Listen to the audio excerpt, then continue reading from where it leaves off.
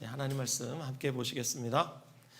신약 성경 마가복음 14장.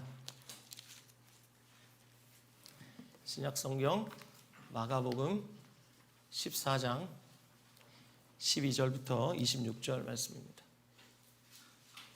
우리 함께 봉독하겠습니다. 시작.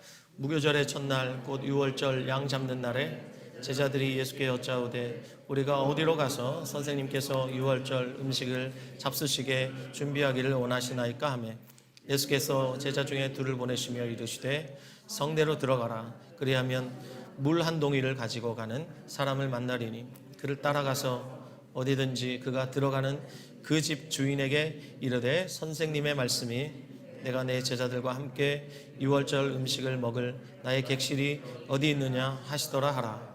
그리하면 자리를 펴고 준비한 큰 다락방을 보이리니 거기서 우리를 위하여 준비하라 하시니 제자들이 나가 성내로 들어가서 예수께서 하시던 말씀대로 만나 유월절 음식을 준비하니라.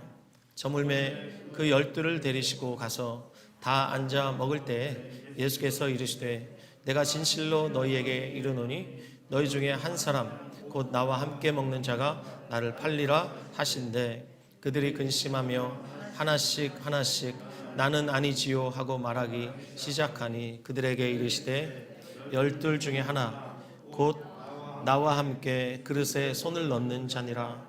인자는 자기에 대하여 기록된 대로 가려니와 인자를 파는 그 사람에게는 화가 있으리로다.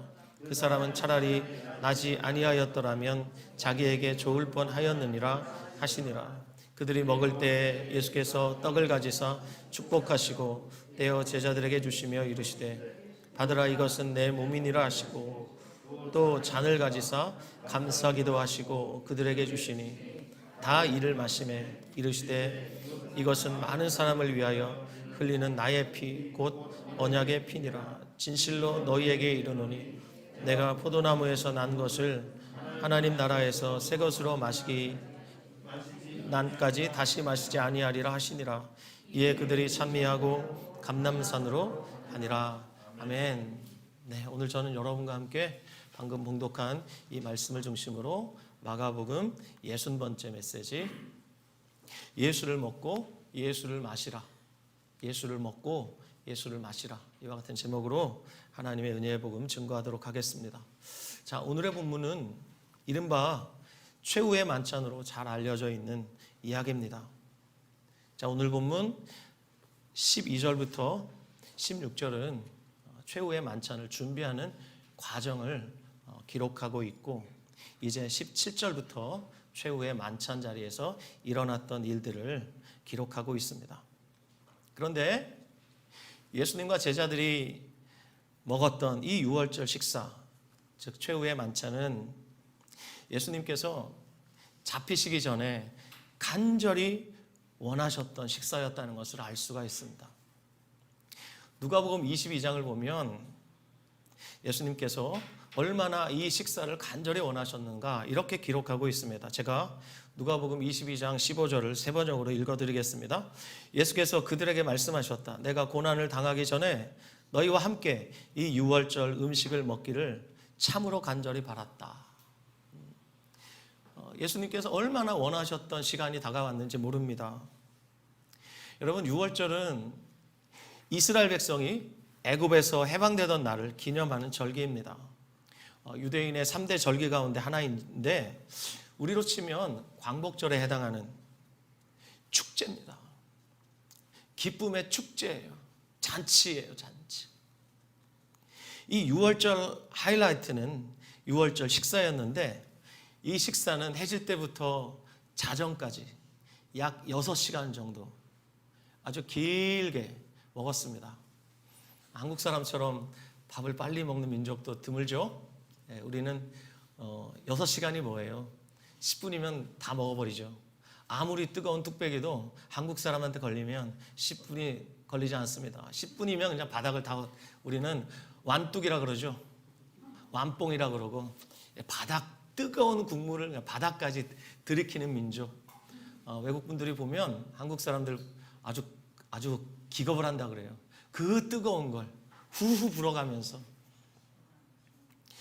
근데 이 유월절 식사는 해질 때부터 자정까지 아주 길게 이어진 식사인데 여기에는 복잡한 순서가 있습니다. 정해진 순서에 따라 진행이 되었는데 제일 먼저 촛불을 켭니다.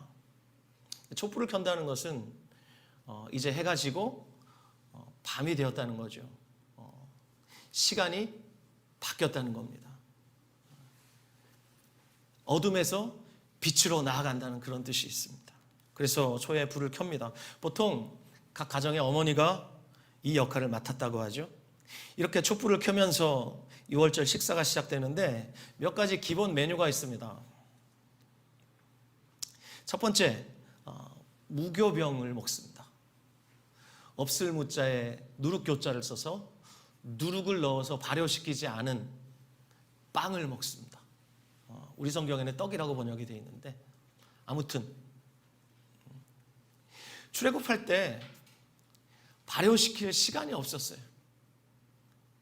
그래서 그들이 누룩을 넣지 않은 빵을 가지고 급하게 애굽을 빠져나왔기 때문에 그때를 잊지 말라고 6월절이 되면 누룩을 넣지 않은 빵을 먹습니다. 이것이 가장 기본이 되는 메뉴입니다. 두 번째 기본 메뉴 중에 하나는 쓴 나물입니다. 이것은 애굽 생활에, 특별히 그 노예 생활에 쓰디쓴 기억을 잊지 않게 하시려는 하나님의 지혜요, 배려요, 가장 완전한 조치였습니다. 쓴 나물을 먹으면서 그렇지 우리의 노예 생활이 그렇게 쓰디썼지 이러면서 그들이 그 옛날을 잊지 않았습니다. 또 세 번째 기본 메뉴로는 달걀이 있는데 이 달걀 역시 이 노예 생활의 고통을 기억하게 하는 메뉴였습니다. 자, 그리고 메인 메뉴가 있는데 이 메인 메뉴는 어린 양이었습니다.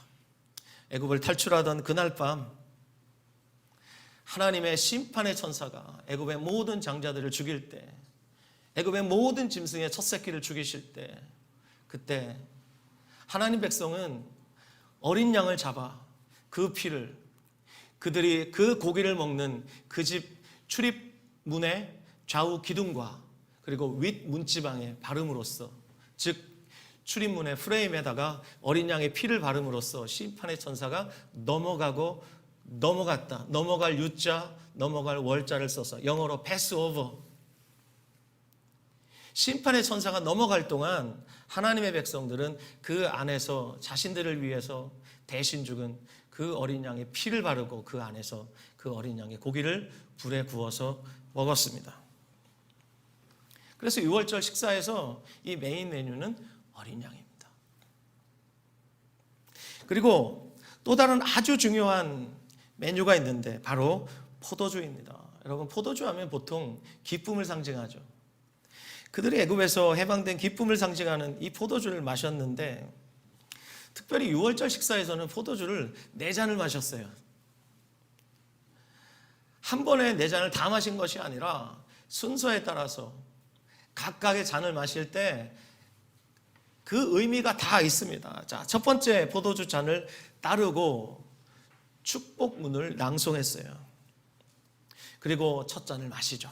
첫 잔을 마시고 나면 이제 이따가 보여드리겠습니다만 식탁에 맨 말석에 앉은 사람이 모든 사람에게 손 씻을 물을 줍니다.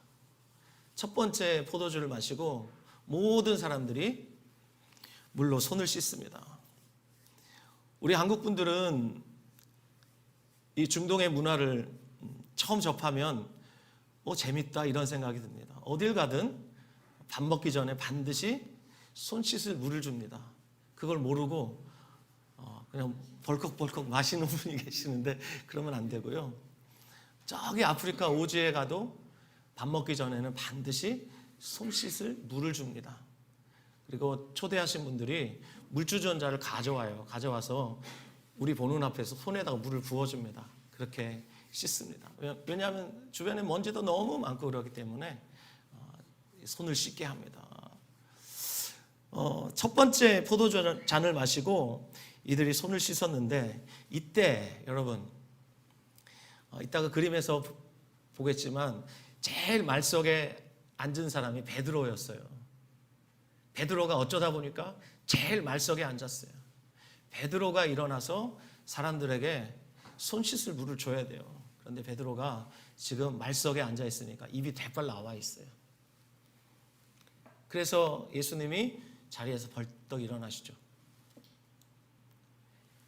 대야를 가져다가 수건을 허리에 두르시고, 예수님께서, 주님이시여 선생이신 예수님께서 제자들의 손이 아니라 발을 씻기기 시작하니까 막 제자들이 막 당황하는 겁니다. 그때 베드로 차례가 됐죠. 베드로가 주여 절대 제 발을 씻기시지 못합니다. 그때 주님 뭐라고 말씀하세요? 내가 네 발을 씻기지 않으면 너는 나와 상관이 없다. 너희들은 다 내 말로 이미 깨끗하게 되었다. 그러므로 너희는 발만 씻으면 된다.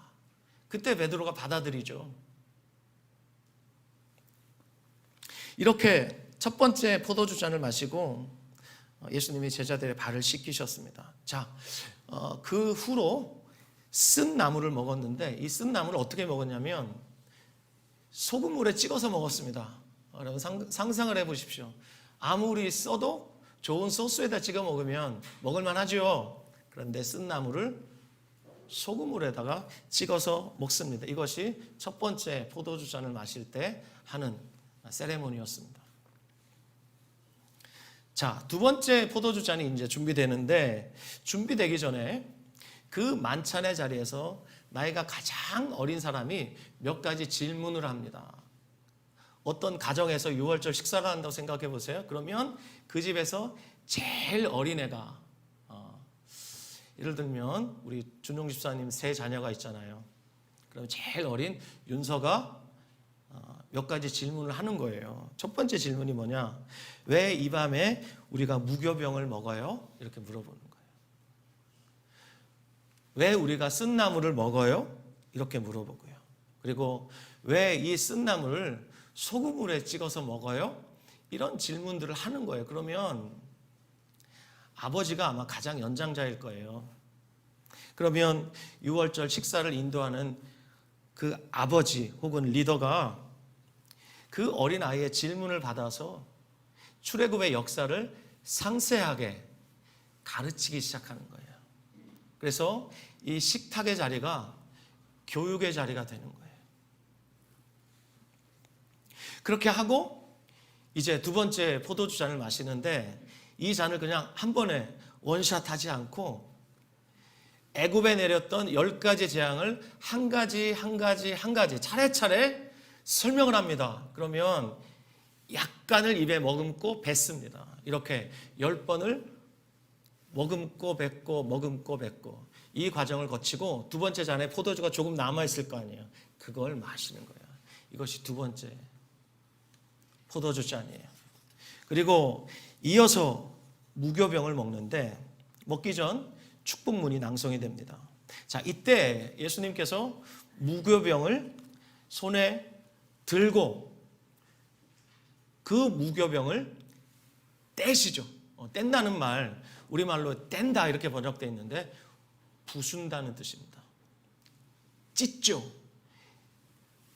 무교병 하나를 찢어서 제자들에게 나눠주셨습니다. 나눠주면서 하신 말씀이 본문 22절 말씀이에요. 다시 한번 볼까요? 그들이 먹을 때 예수께서 떡을 가지사 축복하시고 떼어 제자들에게 주시며 이르시되 받으라, 이것은 내 몸이니라 하시고. 아멘. 그런데 여러분, 이 말씀을 하실 때 오늘 본문을 보면 이 무교병을 먹기 전에 예수님께서 가룟 유다의 배신을 언급하시죠. 18절부터 21절에 나오는 이 배신을 언급하니 이 제자들의 마음이 얼마나 어려웠겠습니까? 이 축제 만찬인데, 이 축제 만찬의 자리에서 주님께서 정말 제자들의 마음을 어렵게 하신 말씀이 18절부터 21절 나와요. 다시 한번 읽어볼까요? 18절부터 21절 시작. 다 앉아 먹을 때 예수께서 이르시되 내가 진실로 너희에게 이르노니 너희 중에 한 사람 곧 나와 함께 먹는 자가 나를 팔리라 하신대. 그들이 근심하며 하나씩 하나씩 나는 아니지요 하고 말하기를 시작하니 그들에게 이르시되 열둘 중에 하나 곧 나와 함께 그릇에 손을 넣는 자니라. 인자는 자기에 대하여 기록된 대로 가려니와 인자를 파는 그 사람에게는 화가 있으리로다. 그 사람은 차라리 나지 아니하였더라면 자기에게 좋을 뻔하였느니라 하시니라. 아멘. 이렇게 유다의 배신을 예언을 하세요. 제자들이 깜짝 놀랐습니다. 본문에는 근심했다 이렇게 번역되어 있는데 이건 아주 큰 슬픔을 나타내는 단어예요. 제자들이 슬퍼하면서 근심했습니다. 그러면서 제자들이 예수님께 묻죠. 주님, 저는 아니죠? 전 아니죠? 이렇게 묻습니다. 제자들의 마음이 얼마나 지금 당황스러웠는지 여러분 좀 이해가 되셨으면 좋겠습니다. 자, 첫 번째 그림 하나를 볼까요?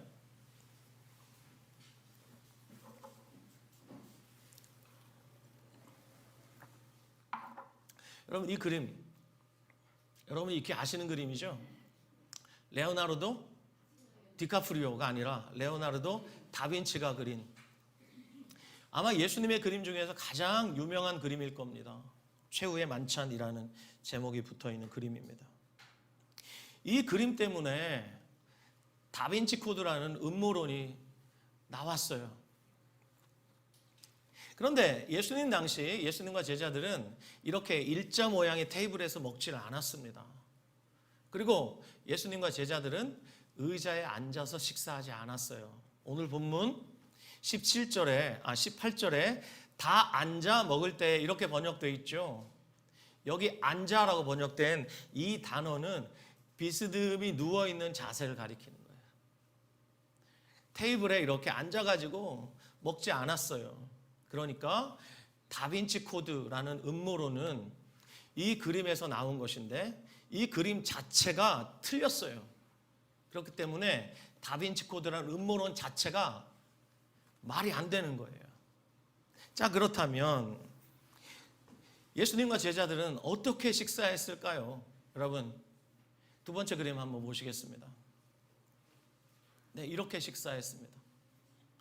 디귿자 모양으로 식탁을 차렸고, 자, 식탁을 섬기는 하인이 있겠죠. 그 하인이 어때요? 12제자 사이에 들어가서 이곳에 들어가서 섬기는데 불편함이 없었겠죠. 자, 여기에서 상석이 어디냐? 여기 왼쪽 이 자리가 상석입니다. 두 번째 자리가 바로 저 자리예요. 그리고 정면으로 보이는 이 자리가 세 번째 정도의 위치에 해당이 됩니다. 그러면 이 6월절 만찬을 주최하신 주비는 어디에 지금 누워서 식사하고 있을까요? 바로 상석 가운데, 바로 예수님이 여기에 계세요. 지금 성경을 보면 예수님의 품에 의지하여 누운 자라는 표현이 나오죠. 그가 최후의 만찬의 자리에서 예수님의 품에 의지하여 예수님께 묻습니다. 그가 누구죠? 사도 요한이죠. 바로 여러분이 보시는 이 자리, 지금 요한이 예수님께 묻고 있습니다. 사도 요한입니다. 사도 요한은 예수님의 숨소리와 또 예수님의 뛰는 심장 박동 소리를 다 들을 수 있었을 겁니다. 예수님의 체온을 느끼면서 예수님 품에 의지하여서 최후의 만찬의 시간을 보냈습니다. 그렇다면 가룟 유다는 어디 있었을까요? 가룟 유다가 공교롭게도 가장 VIP 자리인 이 자리에 지금 누워 있습니다.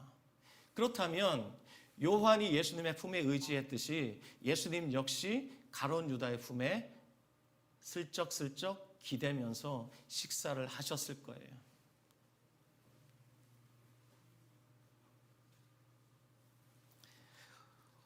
우리 다 함께 요한복음 13장 26절 말씀 보겠습니다. 이 그림은 아직 지우지 말아주세요. 요한복음 13장 26절 시작. 예수께서 대답하시되 내가 떡 한 조각을 적셔다 주는 자가 그니라 하시고 곧 한 조각을 적셔서 가룟 시몬의 아들 유다에게 주시니. 이 떡을 12 중에 가룟 유다에게 소스에 찍어서 주셨어요. 그러면 그 떡을 받은 유다, 지금 자기가 예수님을 품고 있는데 예수님을 품에 안고 그 떡을 받아든 유다, 그의 마음이 어땠을까요? 왜 예수님께서 이 가룟 유다에게 마지막까지 당신의 손으로 직접 떡을 소스에 찍어서 주셨을까요? 끝까지 사랑하셨다는 거예요. 끝까지 회개할 수 있는 기회를 주신 것입니다. 그러나 유다는 이 떡을 받자마자 나가버렸습니다. 방금 읽은 요한복음 13장 27절부터 30절 말씀 우리 함께 읽을까요? 요한복음 13장 27절부터 30절 시작. 조각을 받은 후 곧 사탄이 그 속에 들어간지라. 이에 예수께서 유다에게 이르시되 내가 하는 일을 속히 하라 하시니 이 말씀을 무슨 뜻으로 하셨는지 그 앉은 자 중에 아는 자가 없고 어떤 이들은 유다가 돈꾀를 맡았으므로 명절에 우리가 쓸 물건을 사라 하시는지 혹은 가난한 자들에게 주라 하시는 줄로 생각하더라. 유다가 그 조각을 받고 곧 나가니 밤이 이르라. 아멘. 이렇게 유다가 나간 후에, 그림 닫아주십시오. 유다가 나간 후에 예수님과 제자들이 어린 양을 먹었습니다. 이 유월절 식사의 메인 메뉴가 어린 양이었어요. 어린 양을 먹지 않으면 유월절 식사에는 참여하지 않은 것이 됩니다. 그러므로 떡 한 조각을 받고 뛰쳐나갔던 유다는 이 유월절 식사에 참여하지 않은 것입니다. 자, 이렇게 어린 양을 먹은 후에 드디어 세 번째 포도주잔을 마셨고 그 후에 식사가 다 끝나면 유대인들은 네 번째 포도주잔을 마시면서 메시아가 오기 전에 오리라 약속된 엘리야를 기대하면서 그들이 찬미했습니다. 이렇게 유월절 식사가 끝이 납니다. 제가 간단하게 여러분에게 소개해드렸는데 언제 한번 기회가 되면 우리 공동체 전체가 유월절 식사를 한번 했으면 하는 바람이 있습니다. 그대로는 모르겠지만 얼추 재현을 하면서 이 유월절 식사를 함께 나눌 수 있는 기회가 주어졌으면 좋겠습니다. 바울사도는 이 유월절이 얼마나 중요했는지 그 유월절 어린 양이라는 이 모티브를 가지고 고린도 교회를 향해서 이렇게 선포했습니다. 고린도전서 5장 7절 말씀 제가 여러분에게 읽어드리겠습니다. 너희는 누룩 없는 자인데 새 덩어리가 되기 위하여 묵은 누룩을 내버리라. 우리의 유월절 양 곧 그리스도께서 희생되셨느니라. 여러분 한번 따라해 주시겠습니까? 우리의 유월절 양 곧 그리스도. 우리의 유월절 양 곧 그리스도. 우리의 유월절 양 곧 그리스도. 아멘. 그렇다면 출애굽할 때 이스라엘 백성들이 잡아 피 뿌리고 먹었던 그 유월절 어린 양은 수천 년 후에 십자가에서 죽으실 우리 주 예수 그리스도를 예표하는 동물이었다는 것을 알 수 있죠. 이스라엘이 출애굽하면서 그들을 대신하여 죽은 어린 양, 그 어린 양이 흘린 피와 이스라엘에게 먹힌 그 살이 이스라엘을 살렸습니다. 그 후 이스라엘 민족은 역사 내내 유월절을 지키면서 하나님의 은혜와 사랑을 해마다 기념하며 감격해야 했습니다. 하나님께서 유월절을 지키라 명령하셨고 그리고 그들은 3대 절기 중에서 가장 중요한 절기로 해마다 유월절을 기념했습니다. 그리고 이 출애굽의 감격이 가시기도 전에 하나님은 그들을 시내산으로 인도하셔서 이번엔 짐승의 피를 뿌리심으로 그들과 언약을 맺으심으로 하나님 백성을 언약 백성 삼으셨습니다. 출애굽은 시작이었고 그들을 애굽에서 건져내시고 하나님이 애굽의 노예였던 그들을 하나님의 신부 삼으셨어요. 놀라운 하나님의 은혜였습니다. 그 은혜가 얼마나 감격스러웠던지 죽기 전 모세는 신명기 33장에서 하나님 백성을 향해서 이렇게 선포했습니다. 이스라엘이여, 너는 행복한 사람이로다. 여호와의 구원을 너같이 얻은 백성이 누구냐? 이렇게 말했습니다. 그러나 이 감격도 잠시, 여호수아와 함께 가나안 땅에 들어간 이스라엘 백성들은 가나안 땅을 정복하라는 하나님 명령에 불순종했습니다. 여호수아가 죽을 땐 여전히 정복하지 못한 땅이 많이 남아 있었습니다. 그래서 여호수아는 하는 수 없이 믿음으로 그 땅을 분배하고 눈을 감았습니다. 그 후 이스라엘 백성이 어떻게 됐습니까? 하나님의 언약 백성, 하나님의 거룩한 신부로 부름받은 이 시내산 언약의 모든 영광과 감격을 다 잃어버린 채 사사시대 300년의 역사를 겪어야 했습니다. 암흑시대 300년을 지났습니다. 그 후 다윗과 솔로몬 시대에 하나님께서 잠깐 하나님 나라의 그 찬란한 영광을 다윗과 솔로몬을 통해서 잠깐 드러내셨지만 결국 하나님의 언약 백성이라는 이스라엘, 이들은 하나님의 영광을 다 잃어버리고 바벨론 제국에 의해서 멸망하고 맙니다. 여러분, 하나님 백성이 멸망한 가장 근본적인 이유가 무엇입니까? 그건 바로 시내산에서 그 언약의 징표로 주신 이 십계명을 비롯한 613가지의 언약 조항이라고 하죠. 그 율법을 짓밟았기 때문이에요. 그 율법에 불순종했기 때문이에요. 그러면서 그들은 하나님을 섬긴다고 말하고 있었습니다. 여러분, 이스라엘 역사를 공부해 보면 참 아이러니한 게 있습니다. 여러분, 하나님 백성이 하나님 안 섬긴 적 한 번도 없습니다. 한 번도 하나님을 안 섬긴 적이 없어요. 하나님을 계속 섬겼어요. 그런데 문제는 뭐냐면 그들이 하나님과 우상을 겸하여 섬겼다는 데 있습니다. 이것이 문제였어요. 그래서 10계명의 제1계명, 너는 나 외에 다른 신을 내게 두지 말라, 나 외에 그 어떤 신도 섬기지 말라 라고 말씀하셨는데, 놀랍게도 이스라엘 백성은 10계명 중에 첫 번째 계명의 문턱, 그것도 넘어가지 못하고 결국은 나라가 망해버리고 말았습니다. 자, 그렇게 그들이 망해가고 있을 때 하나님 편에서 노래를 부르시죠. 눈물로 하나님이 그 선지자를 통해서 노래하게 하십니다. 그것이 무엇입니까? 바로 새 언약의 노래입니다. 하나님의 백성이 하나님의 그 율법을 지키지 못하여 망해갈 때, 망할 수밖에 없는 그들을 바라보시면서 하나님이 선지자 예레미야를 통해서, 선지자 이사야를 통해서, 선지자 에스겔을 통해서 새 언약을 선포하게 하시고 주님 홀로 노래를 부르십니다. 그 이야기가 예레미야서 31장 31절부터 34절에 나옵니다. 한번 찾아보겠습니까, 여러분? 예레미야서 31장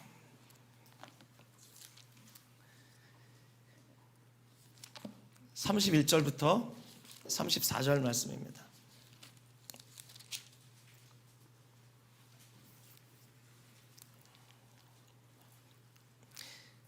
예레미야서 31장 31절부터 34절 시작. 여호와의 말씀이니라. 보라, 날이 이르리니 내가 이스라엘 집과 유다 집에 새 언약을 맺으리라.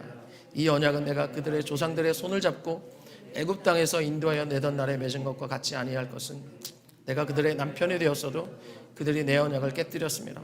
여호와의 말씀이니라. 그러나 그날 후에 내가 이스라엘 집과 맺을 언약은 이러하니 곧 내가 나의 법을 그들의 속에 두며 그들의 마음에 기록하여 나는 그들의 하나님이 되고 그들은 내 백성이 될 것이라. 여호와의 말씀이니라. 그들이 다시는 각기 이웃과 형제를 가리켜 이르기를 너는 여호와를 알라 하지 아니하리니 이는 작은 자로부터 큰 자까지 다 나를 알기 때문이라. 내가 그들의 악행을 사하고 다시는 그 죄를 기억하지 아니하리라. 여호와의 말씀이니라. 보십시오. 이 언약은 내가 그들의 조상들의 손을 잡고 맺은 이 언약은, 이 언약으로 내가 그들을 나의 아내로 불렀다. 주님 말씀하시지 않습니까? 시내산에서 맺은 그 언약으로 하나님은 이스라엘의 남편이 되셨고 이스라엘은 남편이신 하나님의 신부로 부름받았습니까? 여러분, 이런 신분의 상승이 어디 있습니까? 노예에서 하나님의 신부로. 그렇지만 그들은 하나님의 율법을 지킬 수가 없었어요. 그들의 존재 자체가 문제였기 때문에 그들 존재로는 하나님의 법을 지킬 수가 없어요. 그래서 하나님께서 그날 후에는 내가 이스라엘 집과 새 언약을 맺을 것이다 라고 말씀하시면서 33절에 보십시오. 내가 나의 법을 그들의 속에 두겠다. 그리고 그들의 마음에 기록하겠다. 여러분, 시내산 언약은 돌판으로 주셨죠. 십계명의 두 돌판에 시내산 모든 언약의 핵심, 그 율법의 엑기스가 거기 다 들어 있습니다. 그걸 주셨어요. 그리고 모세가 나중에 두루마리에 그 율법을 다 기록했어요. 시내산 율법은 이처럼 돌에 두루마리에 기록되어 있어서 무슨 얘기냐? 그 율법은 사람의 몸 밖에 있었어요. 몸 밖에서 하라 하지 말라. 근데 이 율법을 받아든 하나님의 백성 이스라엘이 존재적 죄인이었기 때문에 이들은 이 율법을 다 지킬 수가 없어요. 한번 따라하시죠. 아무 육체라도 이 율법을 지켜서 구원 얻을 육체가 없습니다. 그렇습니다. 그 어떤 육체라도 하나님의 법을 다 지킬 수가 없어요. 그래서 하나님께서 그것을 잘 아신 하나님께서 이제는 하나님의 법을 그들의 속에 두시겠다. 그들의 마음에 기록하시겠다라고 말씀하세요. 여러분, 우리가 살아가는 것을 보면 우리의 마음에 어떤 법이 새겨져 있는지 다 알게 돼요. 사람은 그 마음에 새겨진 법대로 살게 되어 있습니다. 동의하시면 아멘? 세상에 믿을 사람 없어. 그런 경구가 마음에 딱 새겨져 있으면 그 사람은 세상에 아무도 안 믿습니다. 돈이 최고지. 그러면 그 믿음대로 살아요. 사람은 그 누구라도 그 마음에 기록된 법대로 살게 되어 있습니다. 그래서 이제는 하나님이 새 언약을 통해서 어떻게 하시냐면 율법을 지금도 우리가 책의 형태로 이렇게 들고 있잖아요. 우리 몸 밖에 있잖아요. 이렇게 주시는 것이 아니라 하나님의 법을, 이 법을 우리의 마음속에 주님께서 주시고 마음에 기록해 주십니다. 할렐루야. 예, 이것을 좀 더 자세하게 에스겔이 이렇게 말했습니다. 에스겔서 36장을 보시겠습니다.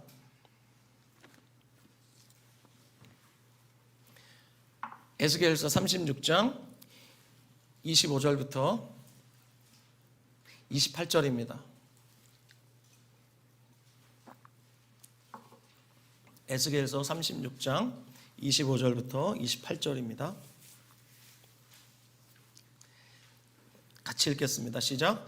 맑은 물을 너희에게 뿌려서 너희로 정결하게 하되 곧 너희 모든 더러운 것에서와 모든 우상 숭배에서 너희를 정결하게 할 것이며 또 새 영을 너희 속에 두고 새 마음을 너희에게 주되 너희 육신에서 굳은 마음을 제하고 부드러운 마음을 줄 것이며 또 내 영을 너희 속에 두어 너희로 내 율례를 행하게 하리니 너희가 내 규례를 지켜 행할지라 내가 너희 조상들에게 준 땅에서 너희가 거주하면서 내 백성이 되고 너희는 나는 너희 하나님이 되리라. 보십시오. 특별히 27절 말씀에 내 영을 너희 속에 두어서 너희로 내 율례를 행하게 하리니. 한번 따라 하시겠습니까? 행하게 하리니. 행하게 하리니. 행하게 하리니. 그렇습니다. 옛 언약으로 주신 율법은 우리가 행해야 하는 율법입니다. 행해야만 구원 얻습니다. 어떻게 행해야 합니까? 다 행해야 합니다. 끝까지 행해야 됩니다. 얼마나 불안합니까? 우리에게 달려 있습니다. 그렇지만 주님께서 새 언약으로 주신 이 율법은 내가 너희 속에 기록하여서 내가 행하게 할 거야 라고 말씀하셨습니다. 할렐루야. 예, 행하게 하시는 법이에요. 그래서 그 누구라도 하나님의 법이 마음에 새겨져서 거듭나면 하나님의 말씀을 행하게 됩니다. 할렐루야. 예, 때가 찼을 때 주님이 오셔서 오늘 본문에서 우리가 방금 읽은 두 가지 본문에서 하나님이 약속하신 새 언약의 이 약속을 예수님이 성취하시는데 그 성취의 순간이 바로 오늘 본문 마가복음 14장에 나오는 이 이야기입니다. 새 언약을 체결하시는데 다시 본문으로 돌아오셔서 마가복음 14장 24절에 이르시되 이것은 많은 사람을 위하여 흘리는 나의 피 곧 언약의 피니라. 여러분 이 피로 저와 여러분을 구원하신 줄 믿으시기 바랍니다.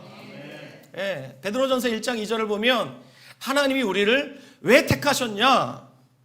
예수 그리스도의 피뿌림을 얻기 위하여 우리를 택하셨다 이렇게 말씀하세요. 그래서 우리가 구원받을 때 우리 눈에는 보이지 않지만 예수 그리스도의 피가 그 피가 우리의 마음에 뿌려진 것입니다. 할렐루야. 우리의 영 안에서 일어난 일이에요. 우리가 예수 그리스도의 피 뿌림을 받아서 구원받았습니다. 그래서 이것을 잊지 않게 하시려고 주님께서 우리에게 주신 놀라운 은혜의 통로가 있는데 바로 우리가 한 달에 한 번씩 거행하는 성만찬입니다. 할 수만 있다면 매주 이 성만찬 예식을 행하고 싶은 것이 제 마음인데요. 지금 그럴 수 없기 때문에 자, 성만찬의 주 재료가 무엇입니까? 빵과 포도주입니다. 아시다시피 빵은 찢기신 예수님의 몸을 상징하고 포도주는 예수님이 흘리신 피를 상징합니다. 그런데 여러분, 저를 잠깐 보십시오. 오늘 본문에 이것은 내 몸이다 말씀하셨죠. 몸이라고 번역된 헬라어 단어가 소마인데요. 이건 단순히 우리의 살갗을 의미하지 않습니다. 내 몸이다 말씀하실 때 이 살덩어리를 의미하는 것이 아니라 이건 존재를 가리키는 단어예요. 이건 내 몸이다 라고 말씀하시면서 떼어서 주실 때 그건 예수님의 존재를 우리에게 주신 것입니다. 예수님 자신을 우리에게 주신 것입니다. 이건 내 피야. 아우 저 피 같은 돈을 이라고 말할 때 그건 그 사람의 전부를 가리키는 거예요. 피땀 흘려서 벌었다. 그 얘기는 그 사람이 그 존재를 다 쏟아부어서 그 돈을 벌었다는 거죠. 지금 예수님께서 내 몸이다. 이것은 내 언약의 피다 라고 말씀하실 때 그건 바로 예수님 자신을 가리키는 말씀인 것입니다. 할렐루야. 그래서 제자들에게 나를 먹어라 라고 말씀하신 거예요. 너희는 나를 먹어야 산다. 나를 잡아 먹어야 너희가 살 수 있다 라고 주님이 말씀하신 거예요. 그렇습니다 여러분. 제자들은 예수님의 살과 피를 먹고 마심으로 거듭났습니다. 그리고 우리도 매달 한 번씩 예수님의 살을 상징하는 떡을 먹고 예수님의 피를 상징하는 포도주를 마심으로써 우리의 구원을 확인해 가고 있습니다. 자, 그런데 가만히 여러분 한번 생각해 보십시오. 지금 본문에서 예수님과 함께 유월절 식사를 하고 있는 이 제자들, 그들에게 지금 떡과 잔을 나누어 주시는 주님의 마음이 어떨까요? 한번 생각해 보세요 여러분. 이미 12 중에 하나가 나를 배신할 것이다 라고 말씀하셨을 때 제자들의 마음이 혼비백산했습니다. 그러면서 막 물어보잖아요. 주님 나는 아니지요? 난 아니지요? 이렇게 막 물어봤어요. 결국 그 한 사람이 가룟 유다라는 것을 주님이 말씀하시면서 떡 한 조각을 찍어서 그에게 주셨죠. 그러나 여러분과 제가 알듯이 나머지 11명의 제자는 어땠습니까? 그들은 온전했습니까? 아닙니다. 이 11명의 제자 역시 예수님을 버리고 전부 뿔뿔이 흩어져 도망갔습니다. 우리가 읽지 않았지만 마가복음 14장 31절을 보면 제자들이 예수님께 충성을 맹세하고 있죠. 14장 31절 우리 다 함께 읽어볼까요? 마가복음 14장 31절 시작. 베드로가 힘있게 말하되 내가 주와 함께 죽을지언정 주를 부인하지 않겠나이다 하고 모든 제자도 이와 같이 말하니라. 가룟 유다는 이미 예수님을 배신하여서 방을 나가버렸고 다른 제자들도 이렇게 철석같이 굳게 맹세하면서 예수님께 충성을 다하겠습니다. 그렇지만 그 결과가 무엇입니까 여러분? 모두 다 달아났습니다. 주님이 이 모든 것을 다 알고 계셨습니다. 그렇다면 예수님께서 자신을 이제 버릴 모든 제자들을 위해서 자신의 살과 피를 주신 겁니다. 자신의 전부를 누구에게 주셨습니까? 이제 곧 자기를 부인할, 자기를 버리고 도망갈 제자들에게 주셨습니다. 우리가 아직 죄인 되었을 때 하나님께서 우리를 사랑하셔서 그 아들 예수 그리스도를 주신 것입니다. 그러므로 여러분 제가 이렇게 말씀드려도 되겠습니까? 6월절 이 식사의 자리는 은혜의 자리였습니다.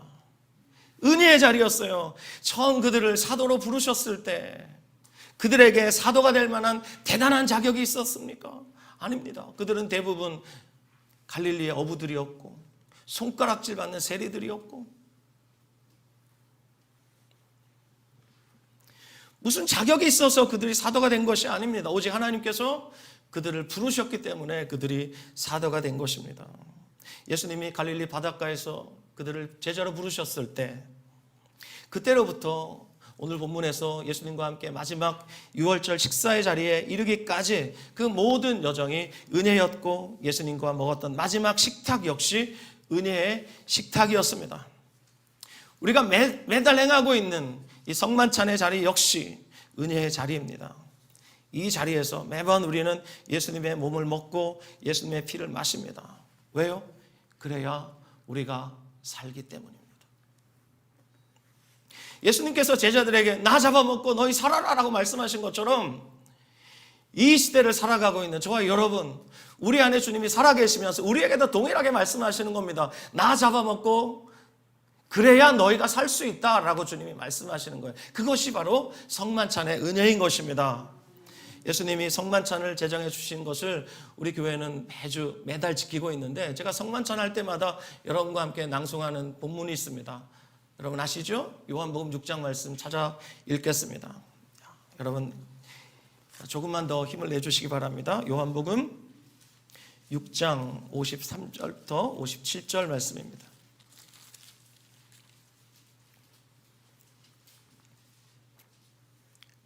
시작. 예수께서 이르시되 내가 진실로 진실로 너희에게 이르노니 인자의 살을 먹지 아니하고 인자의 피를 마시지 아니하면 너희 속에 생명이 없느니라. 내 살을 먹고 내 피를 마시는 자는 영생을 가졌고 마지막 날에 내가 그를 다시 살리리니 내 살은 참된 양식이요 내 피는 참된 음료로다. 내 살을 먹고 내 피를 마시는 자는 내 안에 거하고 나도 그의 안에 거하나니 살아계신 아버지께서 나를 보내심에 내가 아버지로 말미암아 사는 것 같이 나를 먹는 그 사람도 나로 말미암아 살리라. 아멘. 여기 예수님께서 하신 이 주옥 같은 말씀들, 특별히 56절 말씀, 내 살을 먹고 내 피를 마시는 자는 내 안에 거하고 나도 그의 안에 거하나. 여기 거하다라고 번역된 이 단어 헬라어 시제로 보면 현재형이에요. 현재형 무슨 뜻이냐면 동작의 계속을 나타내는 거예요. 주님께서 어떤 사람과 함께 하신다는 거예요? 내 살을 먹고 내 피를 마시는 자. 이것 역시 현재형입니다. 여러분, 우리가 예수님의 살과 피 먹고 거듭났습니다. 할렐루야. 그 후에 우리가 어떻게 살죠? 매일 예수님의 살과 피를 먹고 마심으로 우리도 매일 예수님의 생명으로 살아가게 됩니다. 할렐루야. 이런 말이 있어요. 내가 먹는 음식이 나를 만든다. 좋은 음식을 먹으면, 몸에 이로운 음식을 먹으면 몸이 건강해집니다. 반대로 몸에 나쁜 음식을 지속적으로 먹으면 그 몸은 나빠질 수밖에 없습니다. 건강을 잃을 수밖에 없습니다. 육체로 말한다면 우리가 먹는 음식이 우리의 몸을 만들죠. 우리 영혼의 목자이신 주님께서 우리에게 날마다 주시기를 원하시는 것이 무엇입니까? 예수님의 살이요, 예수님의 피예요. 이것을 먹는 자는 내 안에 거하고 나도 그의 안에 거한다. 올해 우리 교회가 주님과 친밀하게 동행하자고 계속 외쳐오고 있습니다. 어떻게 친밀하게 동행할 수 있습니까? 예수님의 살과 피를 매일 먹고 마실 때, 마치 우리가 아침, 점심, 저녁으로 삼시세끼를 먹는 것과 마찬가지로 예수님과 동행한다는 것, 예수님과 친밀히 교제한다는 것, 이것은 뜬구름 잡는 얘기가 아니라 너무나 익숙한, 우리가 마치 밥을 먹고 그리고 잠을 자고 그리고 일상의 삶을 살아가듯이 우리의 실제 생활 속에서 예수님이 진짜로 동행하신다는 그런 얘기입니다.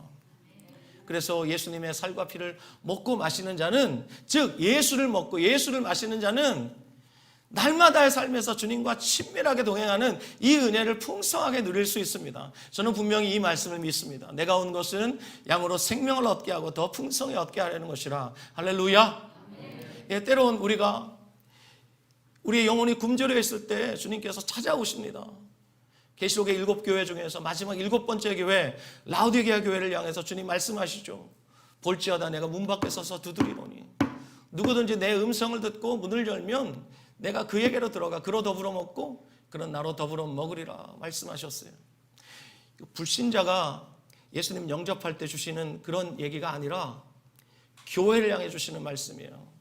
볼지어다 내가 지금 문 밖에 서서 두드리고 있다. 라우디게아의 문제가 무엇이었습니까, 여러분? 그들은 아무 문제가 없다고 말했습니다. 그렇지만 실상은 무엇이었습니까? 예수님이 그들 가운데 계시지 않았습니다. 예수님은 문 밖에 계셨습니다. 계속해서 문을 두드리고 계셨어요. 문을 열어라, 문을 열어라. 그래야만 내가 너희에게로 들어갈 수 있다. 그래야만 내가 너희와 함께 먹고 마실 수가 있다.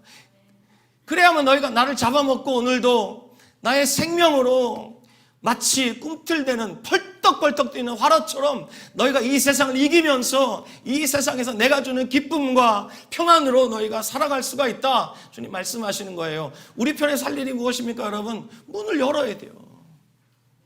제가 전에 어떤 분에게 이런 얘기를 했습니다. 휴대폰 전원 꺼놓고 왜 카톡이 안 오지? 얼마나 어리석은 거예요. 우리 편에서 할 일이 있습니다. 문을 열어야 됩니다. 우리가 문을 열어야 됩니다. 그러면 예수님이 들어오시겠다고 약속하셨잖아요. 이 약속을 믿고 우리 편에서 문을 열어야 됩니다.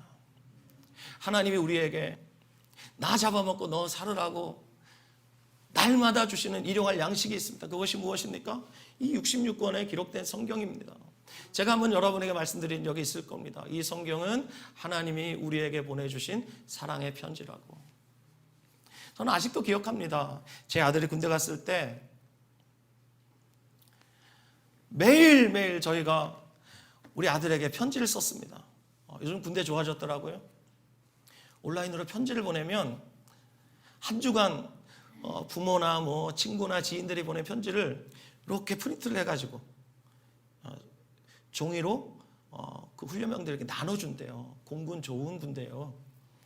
나눠준다는 거예요. 그래서 군인들이 일주일 내내 그 편지를 기다린다는 거예요. 어떤 애는 편지를 이만큼 받겠죠. 많이 받겠죠. 어떤 애는 몇 장 못 받고 그런 애들이 있겠죠. 우리 호영이한테 저는 매일 편지를 썼습니다. 아침에 일어나면 훈련소에 있는 동안 계속 편지를 썼어요. 그리고 우리 아들이 저희에게 편지를 보내왔어요. 그 편지를 받고 너무너무 기분이 좋더라고요. 그래서 제가 어떻게 했을까요? 단숨에 읽어버렸죠. 그리고 또 읽고 또 읽고 지금 그 편지 어디 갔는지 모르겠지만 그 편지를 그렇게 제가 좋아했어요. 하나님이 우리에게 보내신 이 사랑의 편지가 바로 66권입니다.